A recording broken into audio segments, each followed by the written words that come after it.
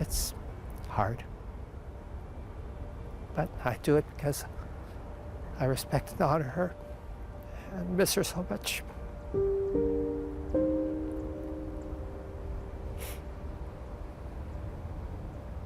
I just do it for her. Harry Ong is not a man who seeks attention, but one who mustered the strength to meet us at Cypress Cemetery in Colma. This is Betty's final resting place of the little thigh bone that we have gotten back of her. The past 2 decades has not been easy without his little sister Betty. It's been 20 years of anguish and pain, daily reminders and remembrance as far as for me and also for my family. Reminders of American Airlines Flight 11 on September 11, 2001, when Betty, along with her fellow flight attendants and crew, left Boston's Logan Airport. When 15 minutes en route to Los Angeles, the cockpit is not answering their phones, and there's somebody stabbed in business class, and we can't breathe in business class. Somebody's got mace or something. Betty was the first person to make contact with American Airlines, relaying the chaos that unraveled when their plane was hijacked. Little did she or most on board know their fate as the first plane to crash into the World Trade Center. What strikes me so much listening to that phone call is Betty's calm, Betty's composure, and her steadiness. Where does she get that from? That's just her. She has different qualities or personality in her life. On the other end of the call, more than 700 miles away, was Vanessa Mintner, who at the time was based in Raleigh, North Carolina as an American Airlines agent. She was the first person on the ground to be alerted to the terror aboard Flight 11. And this call fell into my lap. There was an immediate difference about this phone call and she did not give me her name yet. I remember her saying, "It's okay. Everything, we're landing.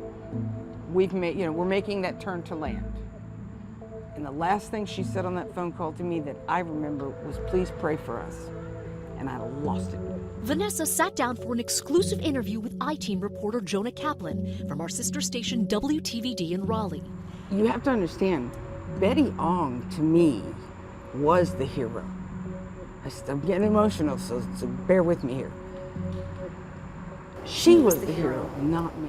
Not me. Well, it's the first time I've heard those words from Vanessa. Again, I last contacted her back in '01 with a letter from her.